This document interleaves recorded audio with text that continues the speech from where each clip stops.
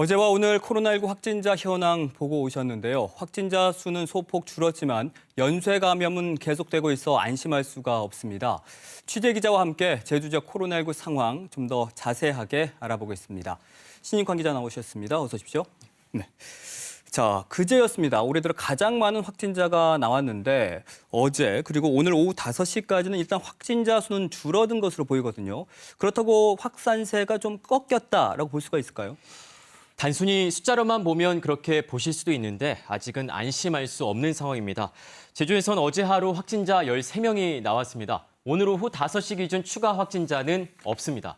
하루 확진자 24명으로 올해 가장 많은 확진자가 나왔던 그제와 비교했을 때 감소한 것처럼 보이지만 하루 이틀 상황만 보고는 속단하기 이르고요. 정확한 추세는 좀 더 지켜봐야 알 수 있을 것 같습니다. 그래도 확진자가 줄어든 건 다행이긴 한데 연쇄 감염은 여전히 이어지고 있다면서요. 그렇습니다. 제주 지역 코로나19 확산세를 좀 더 지켜봐야 하는 이유가 바로 연쇄 감염이 계속되고 있기 때문입니다. 제주도도 이 부분을 우려하면서 도민들의 협조를 부탁했습니다. 직접 들어보시겠습니다. 네. 노래방이나 PC방이나 유흥에서 발생되고 있지 않습니까? 지금 시점은 모든 도민이 다 합심해서 코로나19 감염 확산을 막아야 됩니다. 방역당국이 걱정하는 대목을 보면 어제 확진자 13명 가운데 8명이 제주국제대학교 레슬링부와 관련이 있는 것으로 확인이 됐다는 점입니다. 벌써 국제대 레슬링부 관련 확진자는 51명까지 늘었습니다. 제주도 방역당국은 수시로 다른 지역을 왕래했던 레슬링부 확진자가 방문한 노래 연습장과 PC방 등에서 확산이 이어졌고 이렇게 감염된 확진자가 다른 만남과 모임 등의 접촉을 통해 N차 감염으로 이어진 점을 주목하고 있습니다. 네. 국제대학교 레슬링부 관련해서 이제 확산세가 심상치 않은 것 같은데 그렇다면 제주 지역 코로나19 관련해서 보니까 단일 집단으로는 이게 3번째 규모라면서요. 그렇습니다. 앞서 말씀드렸지만 국제대 레슬링부 관련 확진자는 51명입니다. 네. 집단 감염 사례로 분류했을 때 역대 3번째 규모인데요. 제주 지역의 경우 지난해 한라사우나발 집단 감염 사례가 88명으로 가장 많았고요. 7080 라이브 카페에서 촉발된 감염자 수는 57명이었습니다. 연쇄 감염자가 50명이 넘은 것은 국제대 레슬링부 사례가 3번째입니다. 올해 들어 가장 높은 수치로 앞으로 관련 확진자가 더 늘어날 가능성도 큽니다. 국제대학교뿐만 아니라 제주대학교에서도 확진자가 많이 나왔었는데 추가로 혹시 발생을 했나요? 네, 어제까지가 15명이었는데요. 1명이 더 추가돼 16명으로 늘었습니다. 네. 14명이 인문대 학생이고 1명은 자연대 학생, 나머지 1명은 외국인 유학생입니다. 특히 16명 중 14명이 국제대 레슬링부 관련 확진자로 분류가 됐고요. 나머지 2명은 다른 감염 경로를 통해 확진이 된 상황입니다. 그렇군요. 또 다른 감염 고리로 분류되는 목욕탕이라든지 노래 연습장과 관련해서는 확산세가 어떻습니까? 네, 서귀포시 명물천 목욕탕과 제주시 향수 목욕탕과 관련해 지금까지 각각 4명과 3명의 확진자가 나왔고요. 네. 세븐스타 코인 노래 연습장 제주 삼화정과 관련해선 3명이 양성 판정을 받았습니다. 다중 이용 시설을 중심으로 확진자가 계속 나오면서 제주도는 23일까지 유흥업소와 PC방, 노래 연습장 등을 대상으로 2단계에 준하는 특별 방역 대책을 적용해 단속을 강화한 상태입니다. 신익환 기자가 금방 이제 언급해 주신 대로 네. 제주도가 단속을 강화했다고 했는데 실제로 적발된 건수가 있나요?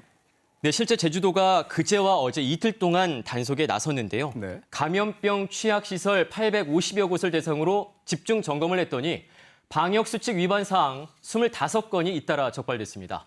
밤 11시 이후 영업이 금지됐는데도 이를 어기고 심야에 문을 열거나 실내에서 음식물을 섭취한 실내 체육시설 2곳과 유흥업소 1곳에 대해 과태료 등 행정처분을 내렸습니다. 또 PC방과 식당, 카페, 농어촌, 민박, 당구장 등 22곳에 대해선 5인 이상 집합금지 위반과 마스크 미착용, 출입자 명부 작성 미흡 등을 확인하고 행정지도 조치했습니다.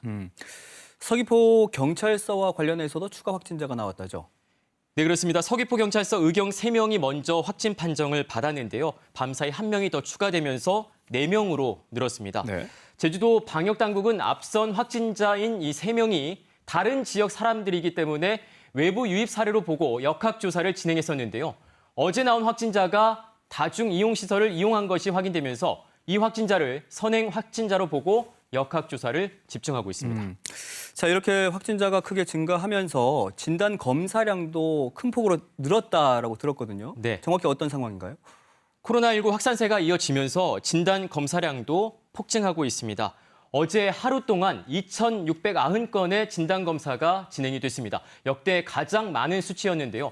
하루 2,000건 이상의 진단 검사가 진행된 건 지난 2월 25일과 이달 7일과 10일, 어제 등 올해만 4차례입니다. 제주도는 민간 기관과 협력 체계를 구축하고 소화할 수 있는 진단 검사량을 늘리는 방안을 마련할 계획입니다. 제가 앞서 오프닝에서도 언급을 했는데 네. 이렇게 확산세가 거세지니까 제주도교육청도 이 도내 동지역 학교를 대상으로 당분간 원격 수업을 진행하기로 했지 않습니까? 네. 현재 도내 학교 확진자는 4개 고등학교에서 11명이 발생했습니다. 자가 격리자는 학생 407명과 교직원 30명 등 437명입니다.